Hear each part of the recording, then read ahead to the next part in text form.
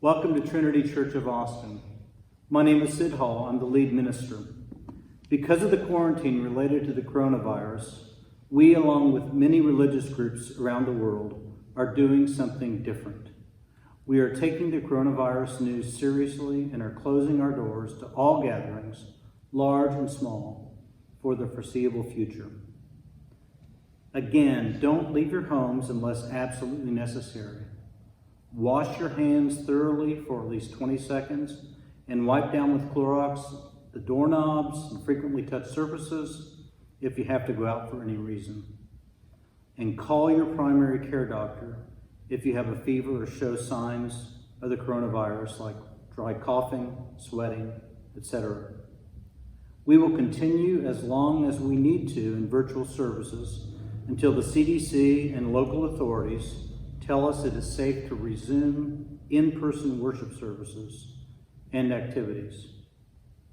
Right now at Trinity, we are in the midst of a worship series entitled Dare to Walk with the Rebel Jesus, exploring the events of the last week of Jesus' life in Jerusalem and the implications for our society today.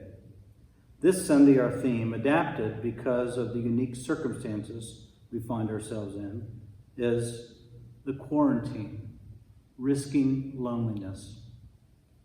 Please know that whether we're meeting face-to-face or in live streaming, at Trinity, we believe that no matter who you are, who you love, what you believe or what you don't believe, you are welcome here. Welcome to the celebration. Good morning, Trinity children and our Trinity family. This is by far the strangest children's circle I think I've ever done, for sure. Even though we're not with you in person, we just want you all to know, I want you all to know that I'm thinking of you and that I love you so much and I miss you. We all miss you. We miss Trinity. We miss seeing everybody. We miss playing with everybody. And our family has been having a conversation about what can we do to try to find church at our home, in our home. And the kids have some ideas. Who wants to start? Me. Meditation. You can meditate. At the dinner table, you can say gratitudes. How about you? Instead of you doing gratitudes, you can say a prayer about God. You could also say a prayer. So we're curious as to what all of you are doing to feel closer to God in this moment. The way that I feel closer to God is going to Trinity and talking about God and being with all of the kids. So we can't do that now, but I think you all could still continue to teach me and to teach us if you share what you're doing within your own family. Are you out in nature? Do you feel closer to God? Are you meditating? Are you praying? What is your family doing that's helping you find church in this time? If you don't mind, I would love it if we would all close with a prayer. Lucy's going to lead us in the prayer. So you say it and then we'll repeat. Okay? Dear God, Dear God, thank you for the gift of each other. Thank you for the gift of each other. Help us to find hope and to love and spread kindness to all. Help us find hope and love and spread kindness to all. Amen. Amen. Thank Thank you. We love you. I'd like to discuss just for a moment some of the changes to our worship service. Usually on Sunday mornings, we have a 9 o'clock that's a contemplative service and an 11 o'clock service, which has got most of the people and lots of activities, including children's activities. We're trying to do this online kind of worship service that combines elements of both.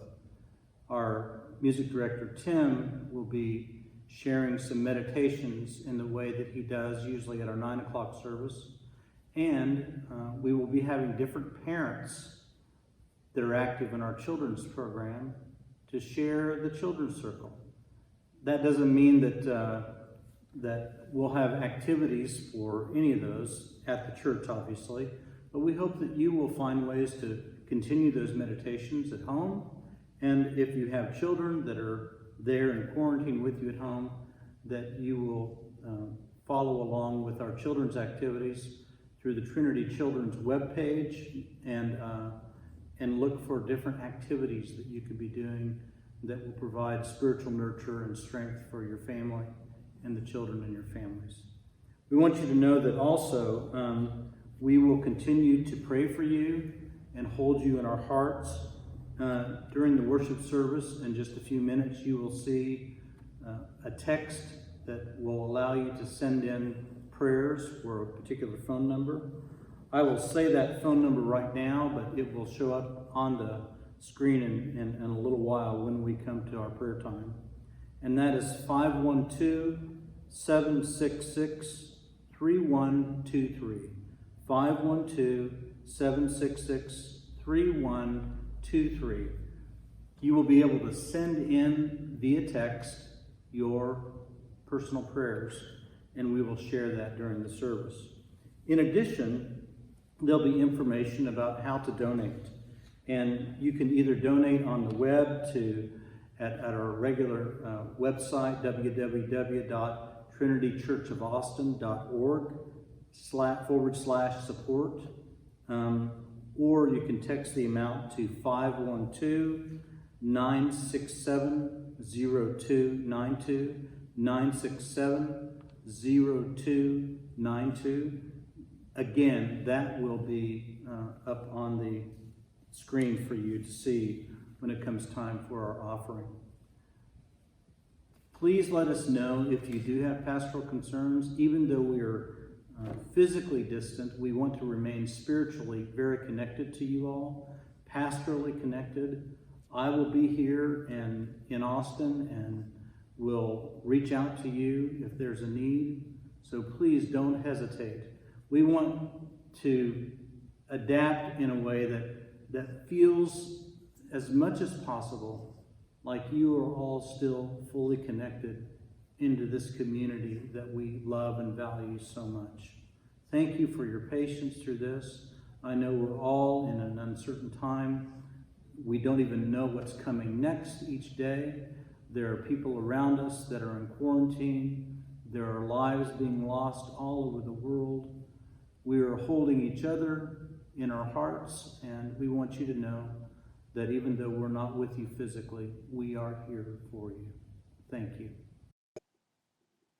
For our meditation today, let's take a couple minutes to relax our bodies, quiet our minds. In a time like this, we could use a couple of minutes of peace and quiet.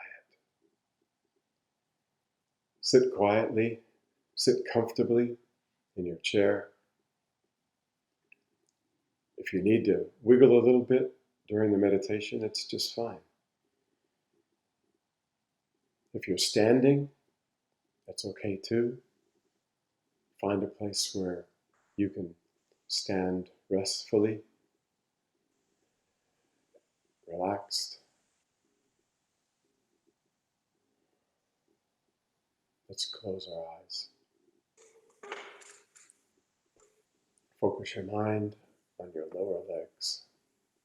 Relax that part of your body. Move up through the knees to the thighs. Relax your thighs. Move into your lower back, the lower spine. Relax that. Through this, just keep breathing regularly. Not too deep, not too shallow, just whatever is easy. Move up your back. Relax your back. Up to the top of your back. Relax that, your upper spine. Move into your shoulders. Relax both of your shoulders. The shoulders carries a lot of stress. Down your arms, into your hands. Back up your arms into the back of your neck.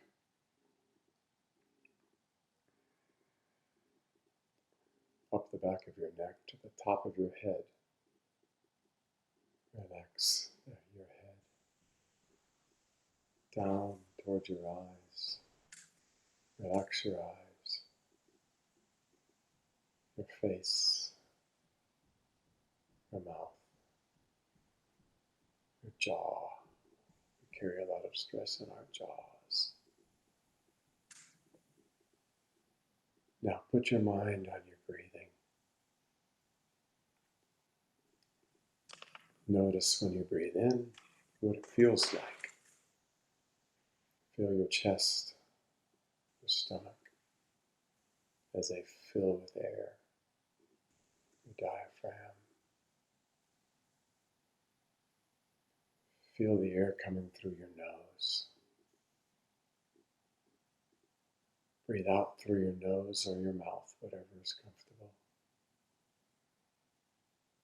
Feel the air move out. Feel it move out of your chest and your diaphragm as you exhale. If your mind wanders, it's okay. It's not wrong. When you can, bring it back to your breath. At the top of your breath, after breathing in now, wait a count of 4 before breathing out.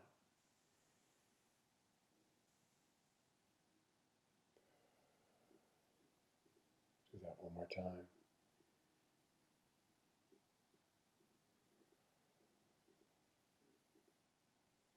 Rest your mind. Put your focus behind your eyes, toward the back of your head. Take a deep breath. Breathe out. One more time.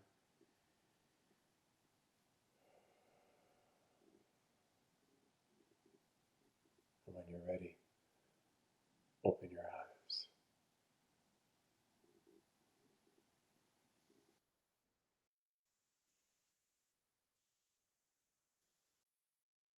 I invite you now into a time and an attitude of prayer.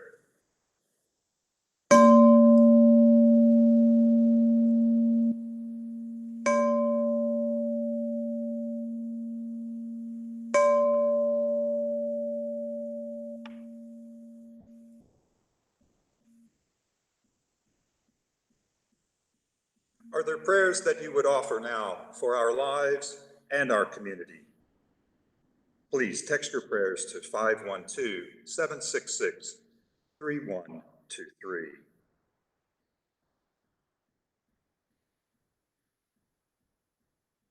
I've received prayers for anyone who is not able physically to be with the ones they love due to COVID-19.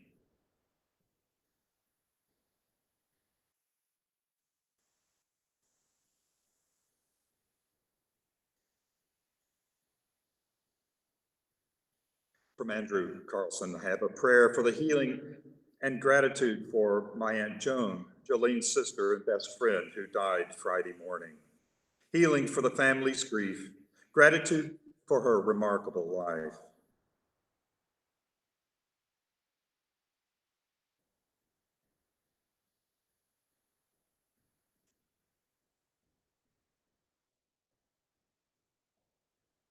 For Stephen Robinson, continuing in chemotherapy.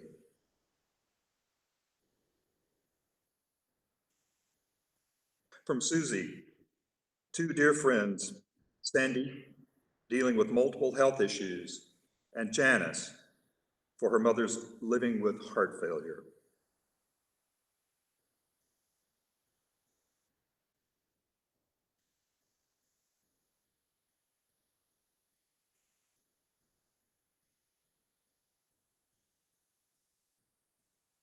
A prayer for Margie, Kim's mom, in her new home in memory care in Kansas City. And continuing prayers for Margie, Kim's mom, and for all of the people of the world.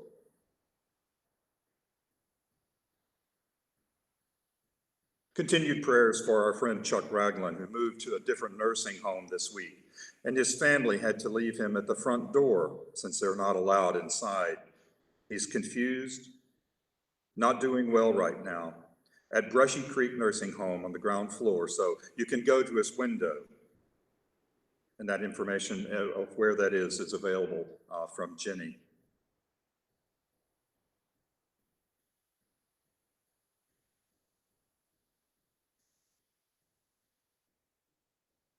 Prayers for Jim Harrington, whose brother Mark died this week.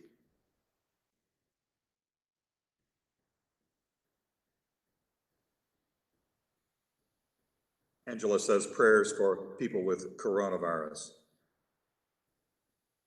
Lauren says prayers for people to stop buying more than they need.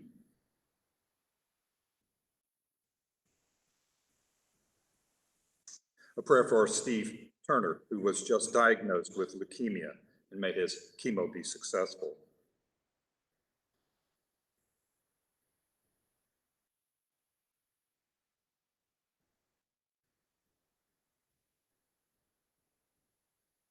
Sending prayers to help reduce the anxiety and fear that has been created by the coronavirus.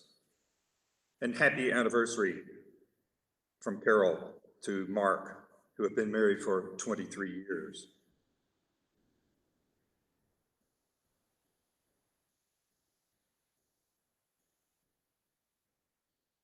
My 8-year-old cousin, Mika, says, passed away Saturday. She had a complex medical history, and this is the second child that her parents have lost. Prayers for her family and the rest of their extended family. Also, a prayer against misinformation and disinformation.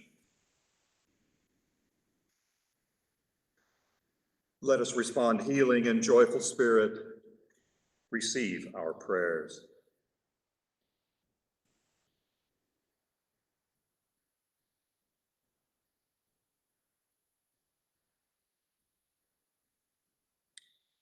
For Jake, who is suffering with mental issues. Praying for leaders at all levels. May they have wisdom and courage, healing and joyful spirit. Receive our prayers.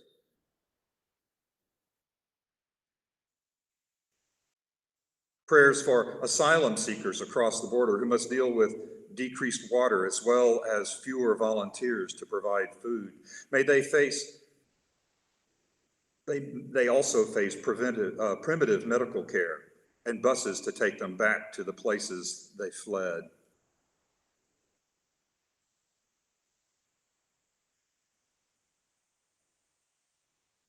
For Laura and Lauren, who are caretakers for elderly mothers. Healing and joyful spirit, receive our prayers. From Eddie Edwardson's family, I want to share a blessing. I'm home and safe with my wife and beautiful family, and we have all we require. I have a stable job that lets me work from home, and my friends and extended family are safe. Joyful and healing spirit.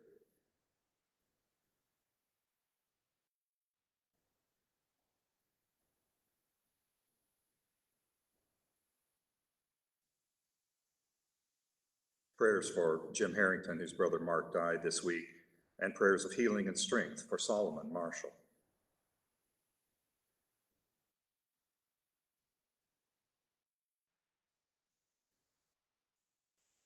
From Wendy, a prayer for the kids starting online school and for understanding that parents aren't teachers, but guides. And also thanksgiving for kindness of neighbors helping my ill family by running to the store to keep them well stocked. Healing and joyful spirit, receive our prayers.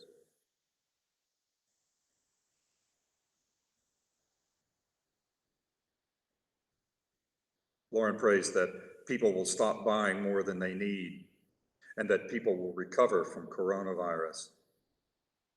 And Angel prays that a rash will go away.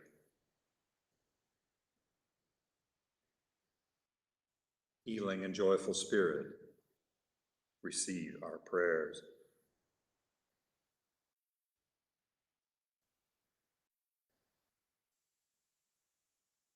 From Nora, prayers for our daughter Maggie. She broke her foot about 4 weeks ago and had surgery and unable to walk. She's in DC and on the second floor of her apartment. She begins physical therapy on Tuesday, praying that healing continues and moves quickly with therapy. Healing and joyful spirit, receive our prayers.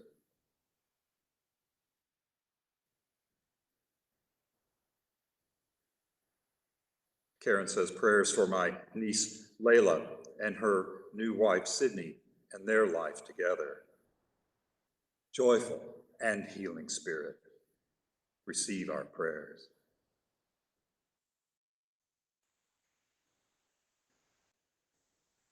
Prayers for first responders, healthcare workers, and others on the front line whose jobs do not let them quarantine.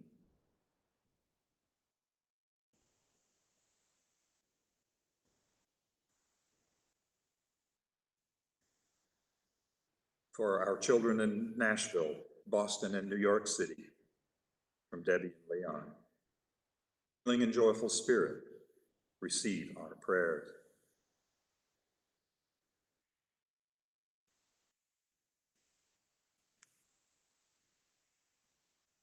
Let us take a moment to hold these prayers and those cradled in the silence of our hearts in a moment of silence.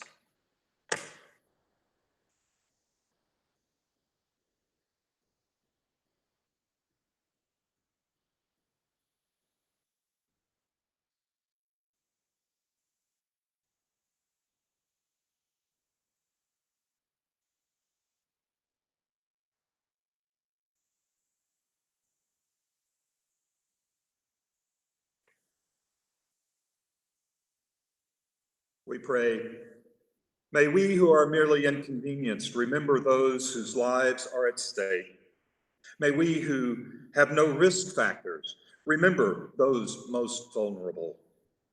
May we who have the luxury of working from home remember those who must choose between preserving their health and making rent. May we who have the flexibility to care for our children with their schools closed remember those who have no options. May we who have to cancel our trips remember those who have no safe place to go. May we who are losing our margin money in the tumult of economic markets remember those who have no margin at all. May we who settle in for quarantine at home remember those who have no home. As fear grips our country, let us choose love. During this time, we cannot physically wrap our arms around each other. Let us yet find ways to be the loving embrace of God for our neighbors. Amen.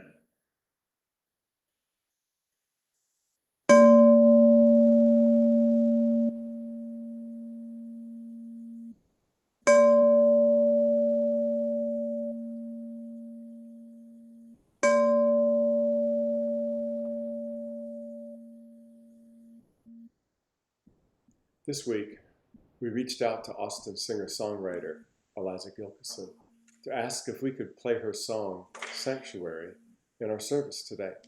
She responded with an enthusiastic yes, saying she wrote the song for times like this. She sends her love to the Trinity community.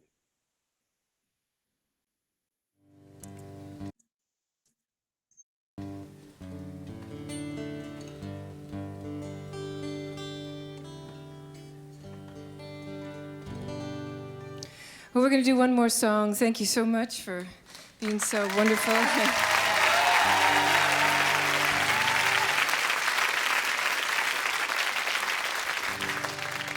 I'd like to send this song out tonight to Mambo John Trainer.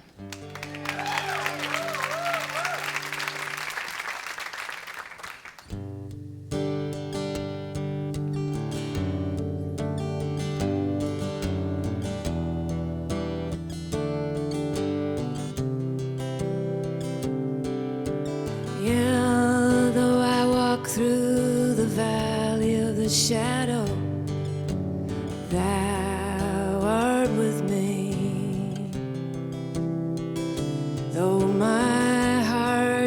torn on fields of battle, thou art with me. Though my trust is gone and my faith not near, in love's sanctuary thou art with me. Through desolation's fire and fear's dark thunder, thou art with me. Through the sea of desires that drag me under, thou art with me. Though I've been traded in like a souvenir, in love's sanctuary thou art with me.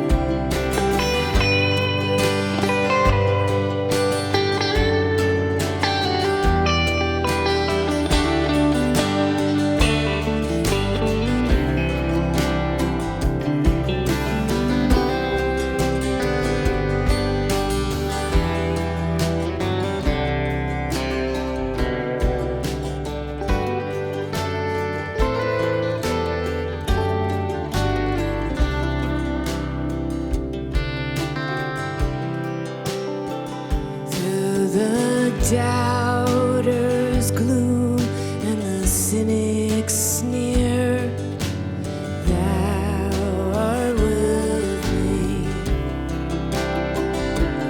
In the crowded rooms of a mind unclear, thou art with me.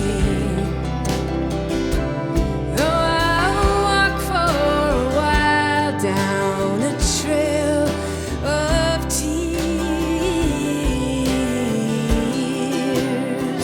in love's sanctuary thou art with me. In love's sanctuary thou art with me. In love's sanctuary thou art with me.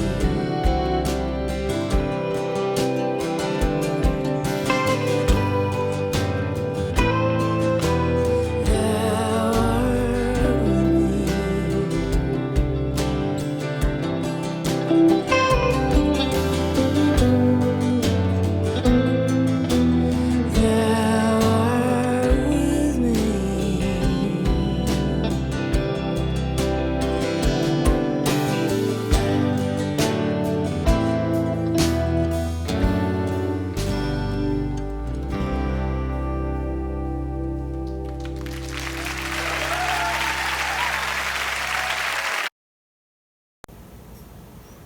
Jesus often went off to be alone, to wrestle with decisions, to pray, to walk along the lakeshore, and even to rest. Here are just a few references in Mark's Gospel. Mark 1:12 through 13. And the Spirit immediately drove Jesus out into the wilderness. He was in the wilderness for 40 days, tempted by Satan, and he was with the wild beasts, and the angels waited on him. Mark 1:35 through 38.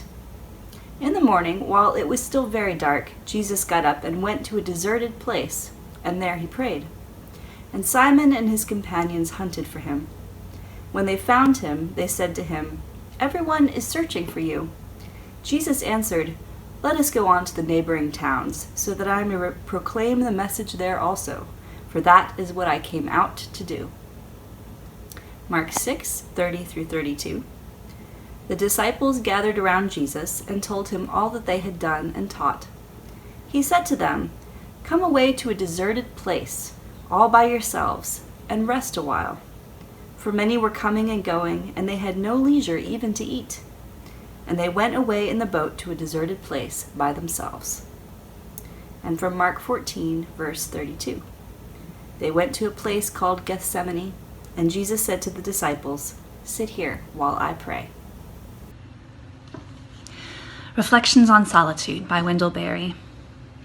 It may be that when we no longer know what to do, we have come to our real work. And when we no longer know which way to go, we have begun our real journey. The mind that is not baffled is not employed. The impeded stream is the one that sings.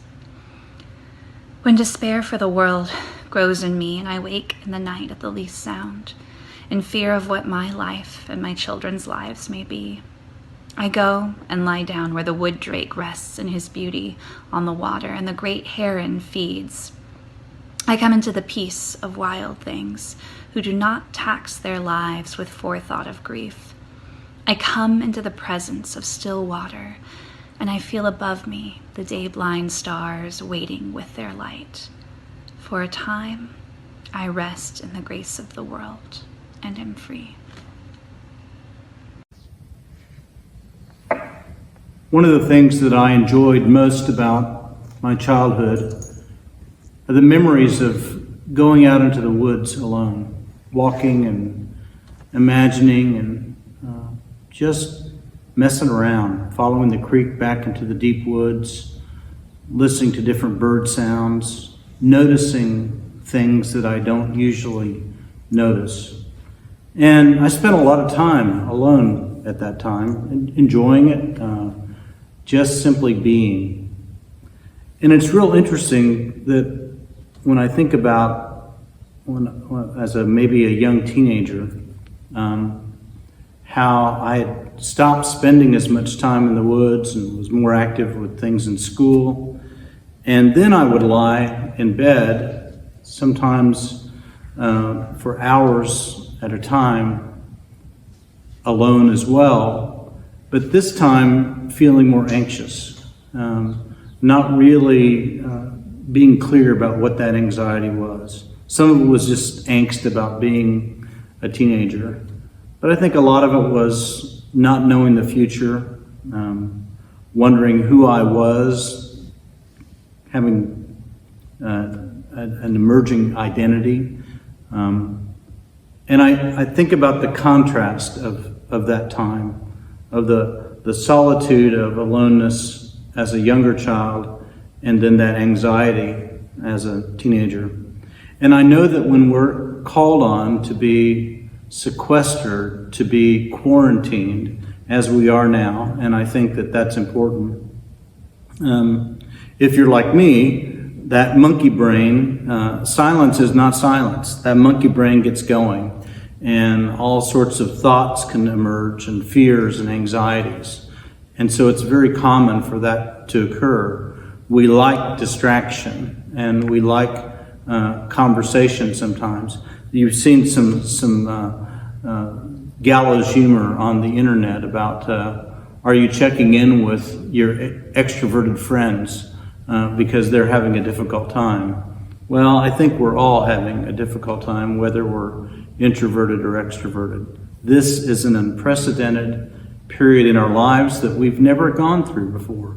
Most of us anyway, in this culture, in this time. The closest thing we can come to really is what some people experienced with polio in the 1950s, but especially in that period of time in the Spanish flu in 1918, when so many people lost their lives, when the world was coming to a standstill, not just from World War I, but from the outbreak of the Spanish flu. So today, what I'd like to do is talk about what it means to enter into that time of quarantine, and perhaps look at some ways that we can make it a deliberate, intentional walk with our spiritual lives, and make it work for us in ways that's not just anxiety-provoking, but that really creates a path. Because really, I think we don't have much of a choice at this time. One of the things that you heard in the scripture being shared a moment ago by Christine is that Jesus often went off alone in various ways. He went off alone to wrestle, like in his time 40 days and nights in the desert. He went away to pray. He walked along the lakeshore and just seemed to be there time and time again in the Gospels as a way to contemplate, to be with himself and between himself and God. And it even talks about times that he went to rest. This shows up in all four Gospels and even the Gospel of Thomas. And what I find interesting about that is that the Gospels were written 2 or 3 generations away from the time of Jesus. And yet the early church felt compelled that it was necessary to include those passages in the gospel narratives. There is clearly something going on that the early church is trying to communicate to each other about the need to separate, the need to quarantine, the need to go deep inside. And they knew, just as we know, that quiet time is not always quiet time. That the monkey brain and the fears and anxieties that come up in our lives often really get loud during those times of aloneness. You know, I was looking just like you for resources to know how to cope with this situation that we're in, and came across a marvelous article by Amanda Ripley, who writes for The Atlantic, but also is a contributor sometimes for the Washington Post. And on Tuesday of this last week, she wrote an article called 4 Ways to Help Prevent Loneliness While You're Social Distancing. And I found it incredibly helpful. And one of the things that she points out is that in people who research and study loneliness and people that struggle with loneliness, is that it can be as bad for your health as many other things. She starts off the article by saying, what if you were told that the best way to take care of yourself right now is to go off and smoke 15 cigarettes a day, which is an absurd kind of statement.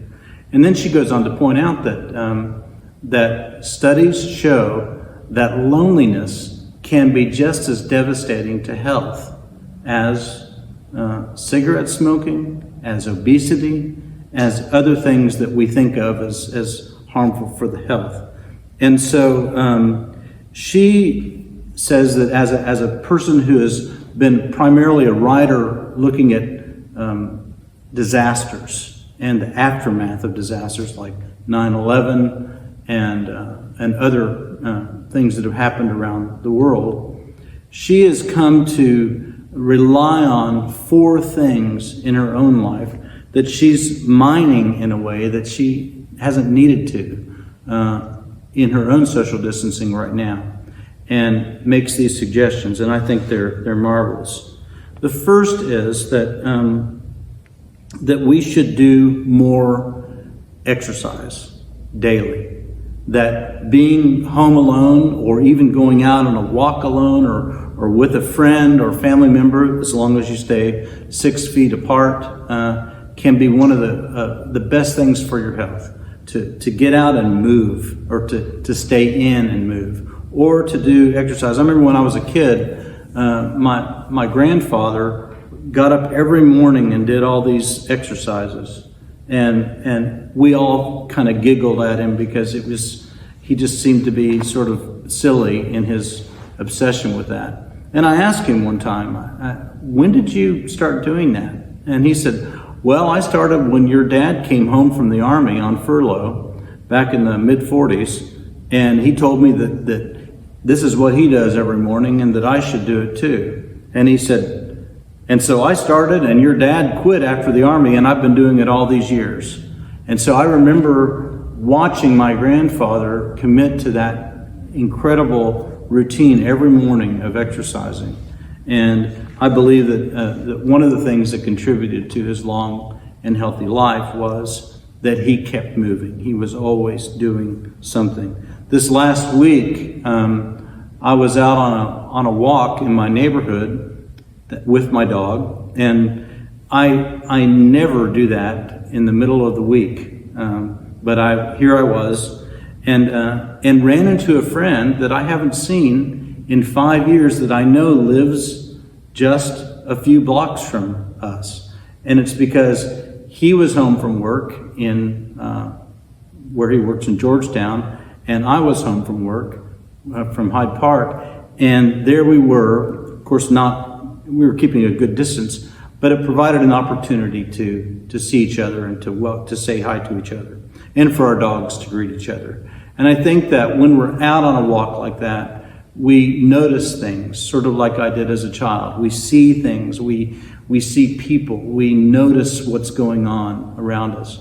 And that in and of itself can interrupt some of that anxiety and that fear that is triggered in being alone. Ripley also says that a second antidote is social, what she calls closening. And I've never heard that word. She says, yes, it's a real word. And it turns out that it's about nurturing relationships, finding ways to reach out to the people that maybe we haven't reached out to. And I'm not talking about just Facebook, but she says she's made a commitment to call friends or family 2 or 3 a day during this time that she is going to intentionally reach out to just to have a conversation, to check in. She says that one of the things that interrupts our anxiety is that sense of connectedness. And just because we're quarantining and being alone doesn't mean we can't be connected. And so she says that we need it not just for our mental health, but she says there are studies that show that it actually improves our immune system, which is amazing.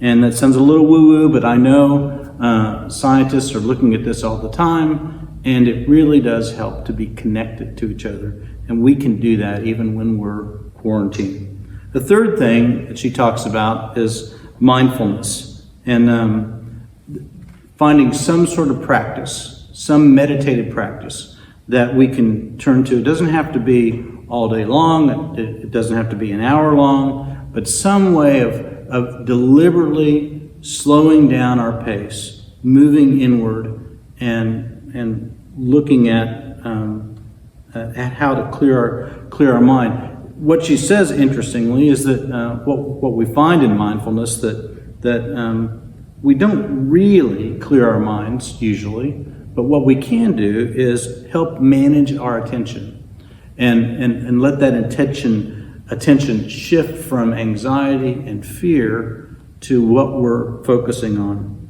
There's a wonderful app that you may have heard of or may not have heard of called Headspace. If you don't know how to get started on mindfulness, you don't have to be an expert. Just download the app Headspace and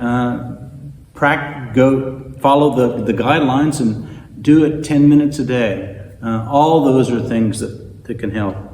And the fourth thing she says, and I think that this is something we think that we can't do often when we're quarantined, is to find something small that we can do for someone else, to reach out in some powerful way. She says in surveys over and over again, it shows that volunteering is the primary thing that gives us a sense of purpose, and it can also reduce anxiety. She points out a person in Ireland, a woman named Helen O'Reilly, has helped, just in the last couple of weeks, has helped organize nearly 6,000 volunteers to help elderly and immune-compromised people to get groceries, almost entirely through Twitter. So she didn't even have to go out to do that. She organized ways for people to receive groceries that otherwise would be completely cut off. So she's finding a way to do that. When Jesus went off to be alone. There were many things going on. This last week of his life, we find in particular that place where in Gethsemane, where he went off to be alone and ask his disciples to stay near him while he prayed. And there we see the once again close up the failure of his disciples to understand the depth of concern and anxiety that Jesus felt. But we get a sense that over and over, Jesus needed to be alone. He needed to find some way of centering himself to carry on the great mission. Even though we are alone, we are not alone. I like the words that Valerie shared a little earlier from Wendell Berry. He says, "When despair for the world grows in me, and I wake in the night at the least sound in fear of what my life and my children's lives may be, I go and lie down where the wood drake rests in his beauty on the water, and the great heron feeds." We may not be able to go sit where the wood drake is, or the great heron, but we can find ways to move internally in a way that revives us and strengthens us and even builds our immune system. And I hope that in this time of fear and anxiety, you will find ways to connect in that way. I have laid in front of us this wonderful quilt, rainbow quilt, that was part of our 25th reconciling anniversary 2.5 years ago. And it was auctioned off as a fundraiser, which was incredible. And one of our members bid on it and then gave it to me, which was just a lovely gift, and I will treasure all my life. But what I treasure most about it is every time I look at it, I know that it wasn't just the vision of Keeley Wall, who spearheaded the whole project, but others contributed and participated in it as well. And it truly is a weaving of what this community is. Much of that work was done alone, away from everyone else. And yet it was for the larger purpose of bringing us all together. I hope that in the coming weeks and perhaps even months, that you will find ways to interrupt your anxiety and let that moment of quarantine, those days of quarantine, become places of empowerment for you to go deeper in some way, to do physical exercise, to connect relationship-wise with other people, to practice mindfulness, and maybe even to creatively find a way to sew a thread into a larger tapestry of caring and compassion in our world.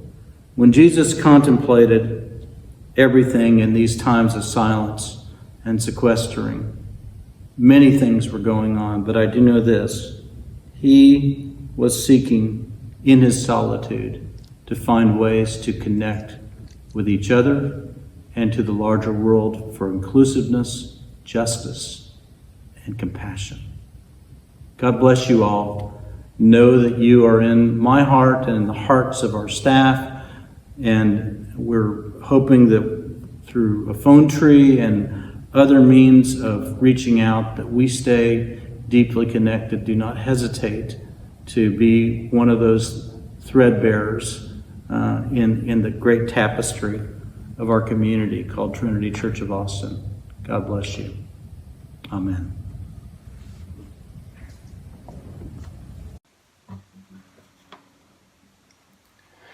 Let us sing together. Come and find the quiet center. If we can, we've provided you with the lyrics. Take a look at them to see if you can find them, or just hum along.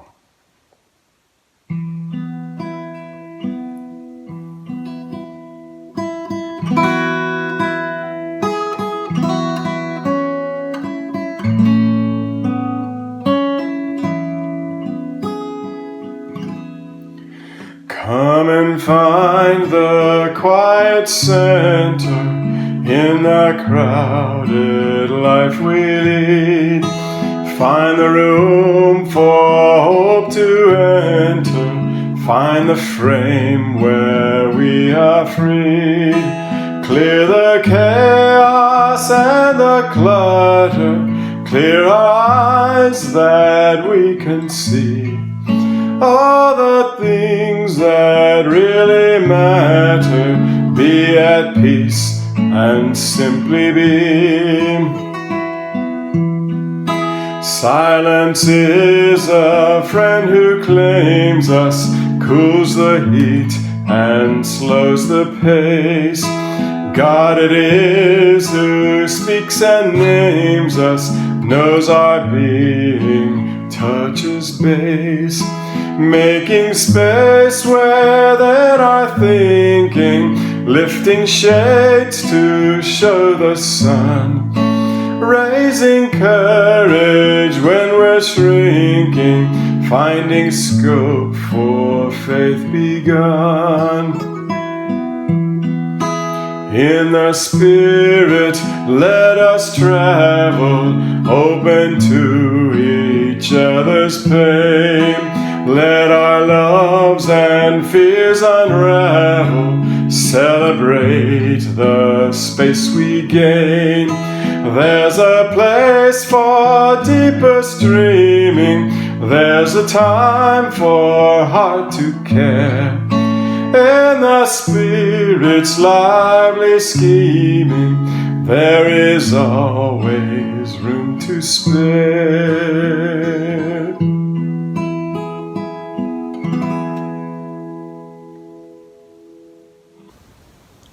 Now is the time we bring forth our offerings.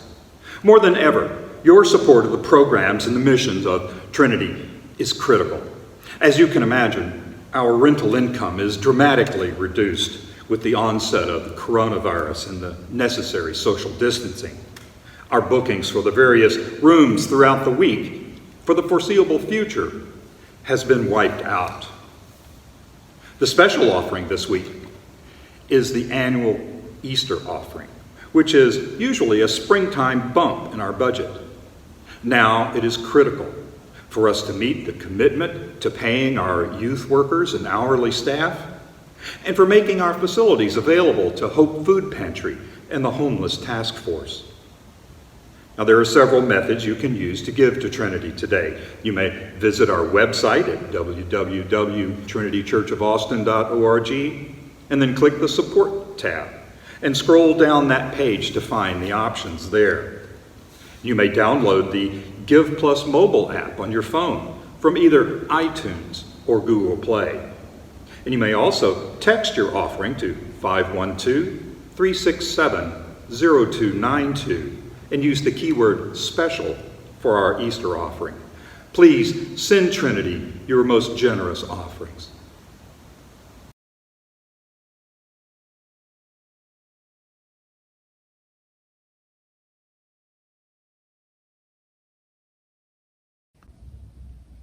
I'd like to share just a few final comments before we close out our worship. One is that if you need to reach me for pastoral care, please don't hesitate to call me at 512-423-6887, or you can reach me at pastoralcare@trinitychurchofaustin.org, pastoralcare@trinitychurchofaustin.org via email. You can also donate to Trinity, and you can donate to Hope Food Pantry. Hope Food Pantry and our wonderful homeless task force that meets each week are continuing to operate.